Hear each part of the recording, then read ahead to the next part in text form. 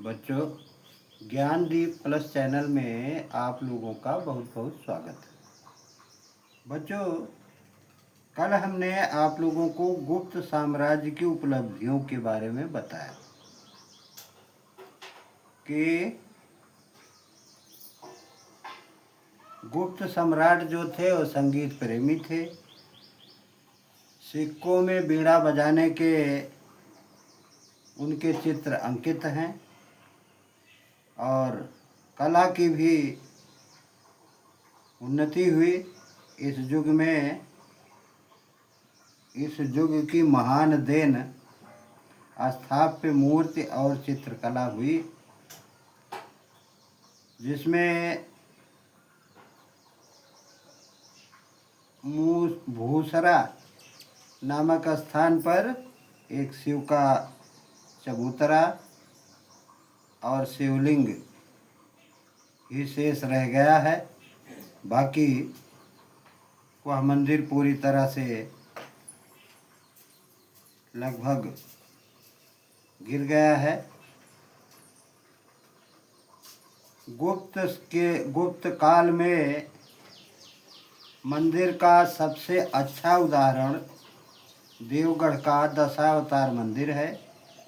उसमें मूर्तियाँ हिंदू, वैष्णव, शैव, बौद्ध, जैन आदि सभी धर्मों से संबंधित सफ़ेद बलुआ पत्थरों से बना हुआ है, जो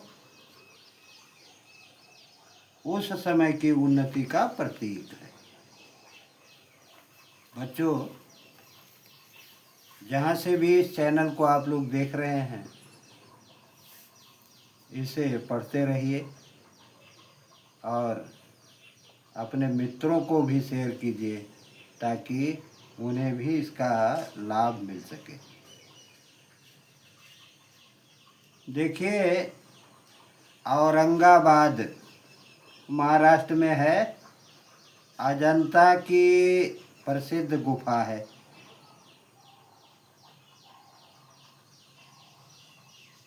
तो गुफा की दीवारों पर बुद्ध के जीवन से संबंधित घटनाओं का चित्रांकन किया गया है, जिसे भित्ति चित्र कहा जाता है।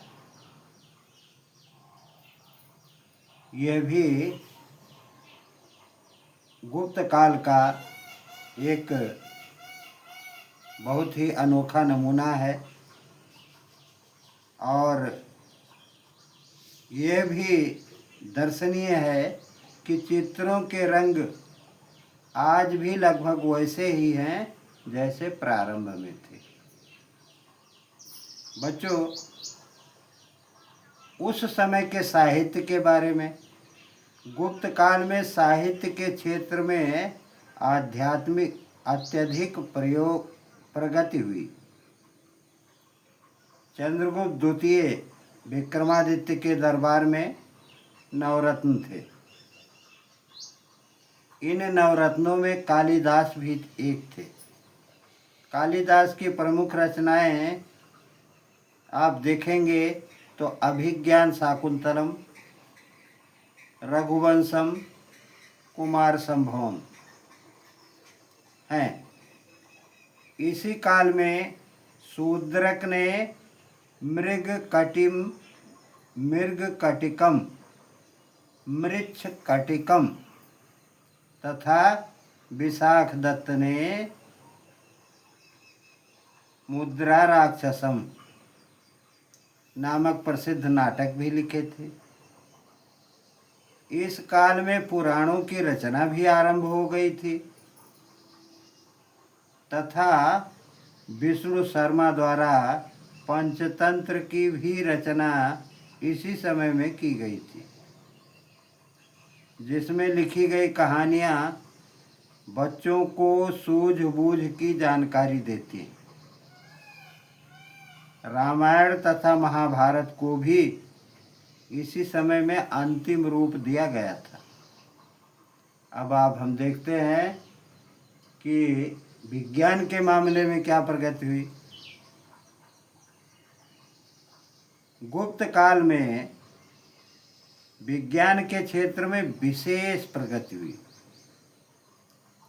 इस काल के प्रसिद्ध वैज्ञानिक आर्यभट्ट ने बताया कि पृथ्वी गोल है, यह सूर्य का चक्कर लगाती है। इसके सम्मान में ही भारत में प्रथम कृत्रिम उपग्रह का नाम आर्यभट्ट रखा गया। मेहरौली का लौह स्तंभ वैज्ञानिक प्रगति का एक बेजोड़ नमूना है।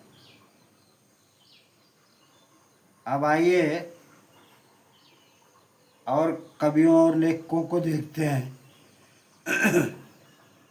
बारामिहिर चंद्रगुप्त विक्रमादित्य द्वितीय के दरबार के नवरत्नों में से एक थे। बारामिहिर प्रथम व्यक्ति थे जिन्होंने कहा कि कोई शक्ति ऐसी है जो चीज़ों को जमीन के साथ चिपकाए रहती। आज इसी शक्ति को गुरुत्वाकर्षण कहा जाता है। फाह्यान जो चीनी यात्री था, उसके अनुसार गुप्त काल की सामाजिक स्थिति क्या थी वह भी देखते हैं। विदेशी यात्री फाह्यान चंद्रगुप्त विक्रमादित्य के समय भारत आया था।